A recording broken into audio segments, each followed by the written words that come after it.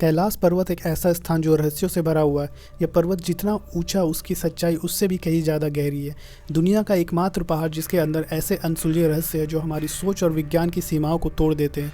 2001 में चीन सरकार ने कैलाश पर कुछ ऐसा देखा जिसके बाद उन्होंने कैलाश पर चढ़ने पर प्रतिबंध लगा दिया।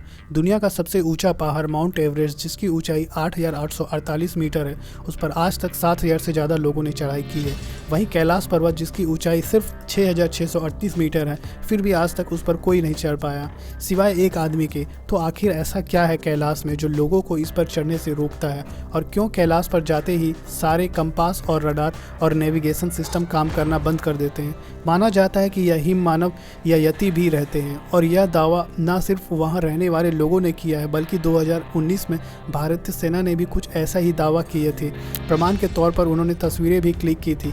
कैलाश में समय की गति असामान्य रूप से बदल जाती है। इस पर्वत पर चढ़ने वालों ने बताया कि उनके नाखून और बाल सामान्य रूप से कहीं ज़्यादा तेज़ी से बढ़ते हैं और उनका चेहरा भी बूढ़े की तरह लगने लगता है, मानो 2 दिनों में 2 साल का सफ़र तय कर लिया हो। आज तक बहुत से लोगों ने कैलाश पर चढ़ने की कोशिश की, लेकिन कोई भी उसकी चोटी तक नहीं पहुंच पाया, और जिसने पहुंचने की कोशिश की वो मारा गया। इन सब के बाद चीन ने हेलीकॉप्टर की मदद से उसकी चोटी पर पहुंचने की कोशिश की, लेकिन तो आइए जानते हैं कैलाश पर्वत के उस रहस्यों को जिनके बारे में आपने कभी सोचा तक नहीं होगा।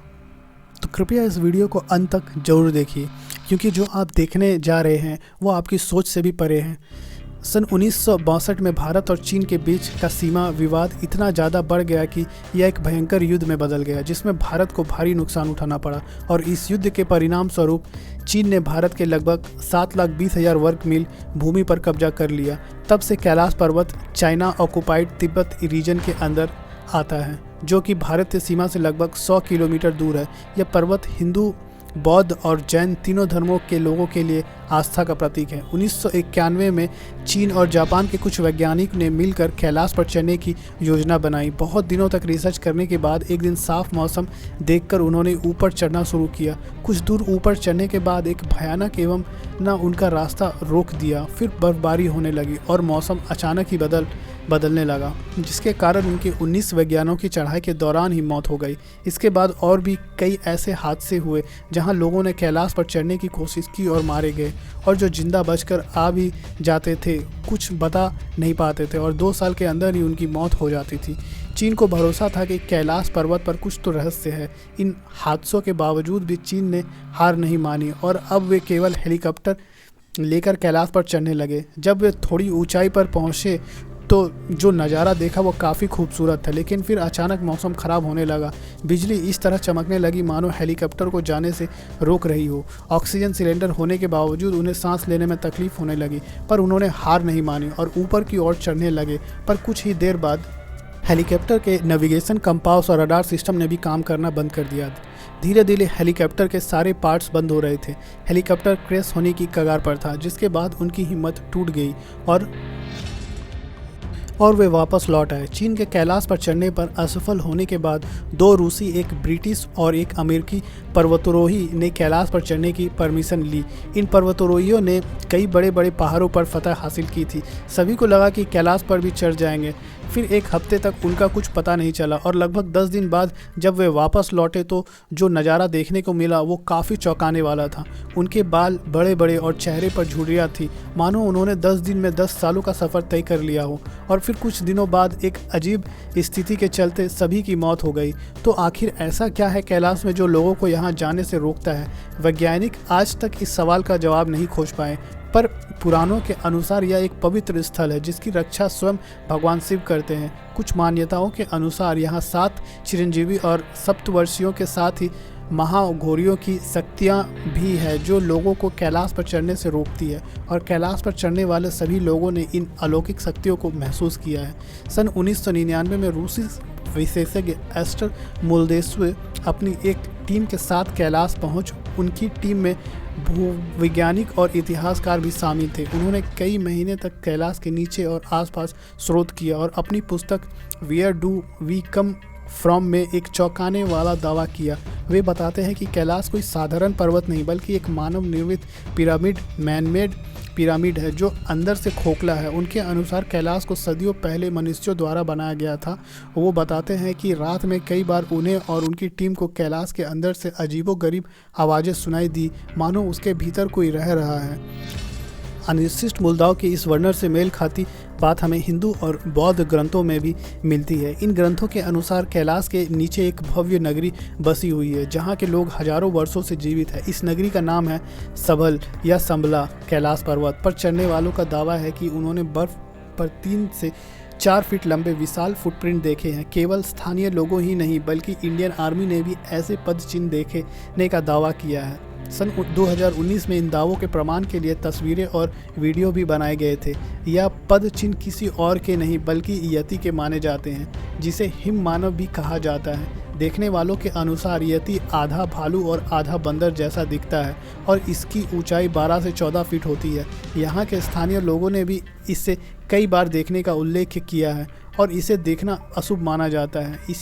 इसी कारण इसके बारे में ज़्यादा चर्चा नहीं की जाती है। यति के अलावा कैलाश की ऊंचाइयों में अघोरियों या महाअघोरियों के देखे जाने की बात भी कही जाती है। इसके कुछ प्रमाण भी हमें प्राप्त होते हैं। लेखक मयूर कालबाग अपनी किताब अघोरी दी अनटोल्ड स्टोरी में बताते हैं कि अघोरी साधक 150 से 200 वर्ष तक जीवित रह सकते हैं।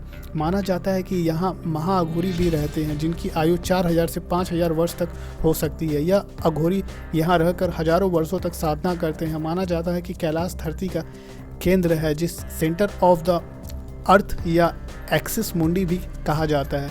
यहाँ चुंबकीय बल यानी कि मैग्नेटिक फोर्स इतना अधिक है कि इस पर्वत के पास जाते ही सभी कंपास, रडार और नेविगेशन सिस्टम काम करना बंद कर देते हैं। कैलाश में एक और अजीब बात यह है कि यहाँ कई बार ओम और डमरू की ध्वनि सुनाई देती है। इसके तर्क में वैज्ञानिकों का कहना है कि बर्फ़ के गिरने और हवाओं के टकराने से यह आवाज़ उत्पन्न होती है। पर सवाल यह है कि दुनिया में और भी कई बर्फीले पर्वत है, फिर केवल कैलाश पर ही यह ध्वनि क्यों सुनाई देती है, जिसका विज्ञान के पास कोई जवाब नहीं है। जरूरी नहीं कि जो हमारे समझ से परे हो वो असत्य हो, क्योंकि ओम की ध्वनि पूरे ब्रह्मांड में विद्यमान है। शिव का वास है कैलाश में और शिव ही सत्य और सत्य ही सनातन माना जाता है कि भगवान और शिव आज भी अपने शिवगणों के साथ कैलाश में निवास करते हैं। यही शिवगण या यूं कहें भूत प्रेत और आत्माओं की टोली लोगों को कैलाश पर चढ़ने से रोकती है। यहाँ तक कि कैलाश में कई दिव्य अस्त्र छिपे हुए हैं, पर उन्हें जानने से पहले हमें